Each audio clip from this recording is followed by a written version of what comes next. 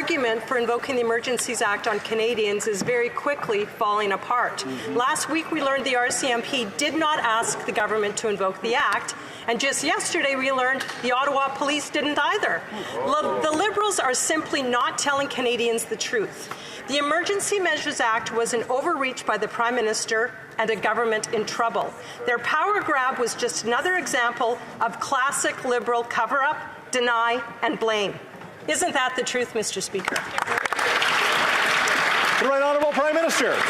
The illegal blockades in our cities and at our ports represented a threat to Canadian jobs, to trade, and to our democracy. Police told us they needed additional tools to clear the blockades, and as the OPP Chief Superintendent Carson Pardee said at yesterday's meeting, and I quote, "The Emergencies Act gave police effective supplementary tools needed to help protect critical infrastructure and ensure the continuous and safe delivery of essential goods and services, while at the same time maintaining, or in the case of Ottawa, restoring peace, order, and public security." The Honourable Leader of the Official Opposition. The Prime Minister's divisiveness is the reason the protests started, and his failure to lead is the reason it got worse. The Prime Minister called people names, he wedged, he divided, and then he spread misinformation. Then to deal with the mess that he created, he invoked the Emergencies Act, stomping on freedoms and freezing bank accounts. Now he's covering up. The time has come for the Prime Minister to stop spreading disinformation, stop hiding the fact that he and his ministers had no valid reason to invoke the Emergencies Act. Will he do that? Will he tell the truth? The Right Honourable Prime Minister. Mr. Speaker, in February, when blockades and occupations disrupted our economy, hurt workers, and endangered public safety, we invoked the Emergencies Act to help bring them to an end. We've now announced the Public Order Emergency Commission, an independent public inquiry to examine the circumstances that led to the declaration being issued and the measures taken in response as required under the Act. I know that the leader of the Conservative Party, the interim leader of the Conservative Party, as well as members of the Conservative Party, may not want light shed on these events giving their support of these blockades, but Canadians want to know the truth.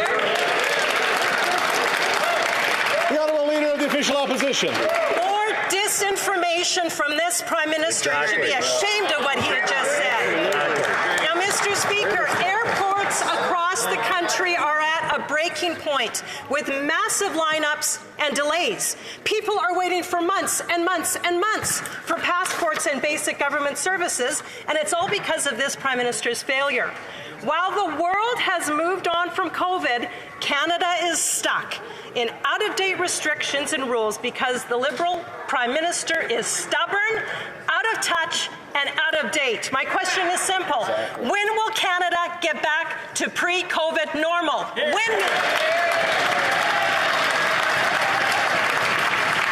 The Right Honourable Prime Minister. Mr. Speaker, as much as the Conservatives would like to ignore it, COVID-19 is still with us and will continue to be with us, and Canadians need to continue to follow the best science in order to keep people safe. In regards to airports, our government has already taken action to reduce wait times by standing up working groups with relevant agencies to identify and address bottlenecks and hiring about 400 additional security screeners. The CBSA has also added 25 kiosks at Pearson Airport to speed up processing time and increased overtime available to officers. Unfortunately, for Conservatives, we will continue to follow the science and keep Canadians safe. Order. The Honourable Leader of the Official Opposition. Speaker, Canadians know the Prime Minister doesn't have to wait for hours in line at an airport when he wants to go somewhere. He just hops on his government jet and flies wherever he likes. Once there, off goes his mask and he enjoys the freedom that country is visiting. And I guess COVID isn't in those particular countries. Meanwhile, back in Canada, Canadians are suffering under his out-of-date COVID rules. Canadians have done everything that they've been asked to do. They have done everything expected of them. When are they going to get back to the pre-COVID life they need and they deserve? The Right Honourable Prime Minister. Mr. Speaker, all Canadians are sick and tired of COVID. We all agree on that one.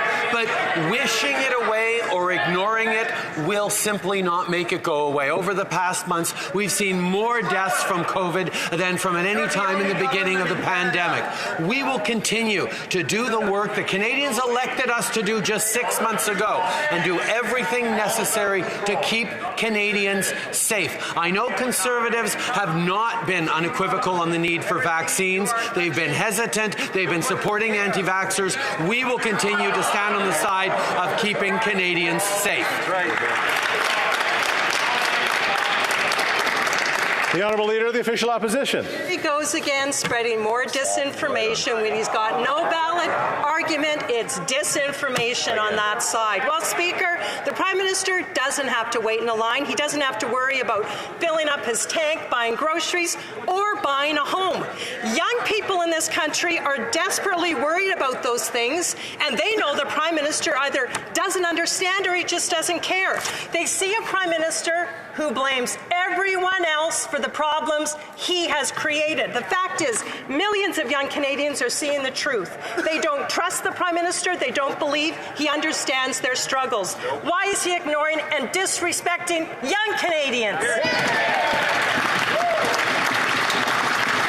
The Right Honourable Prime Minister. From the beginning of the pandemic, Mr. Speaker, we made a promise to Canadians that we would have their backs, and that especially included young Canadians, where we invested in support for the kinds of small businesses that keep young people employed, that we reduced student costs, tuition costs, support in terms of student loans. We've continued to invest in increasing Canada's summer jobs to make sure they got through the pandemic. We've consistently been there for young people, and every step of the way, Mr. Speaker, the Conservatives criticize us for doing as much as we have to help young people. They've criticized us for not supporting young people, for supporting young people at all. We will continue to be there for all Canadians.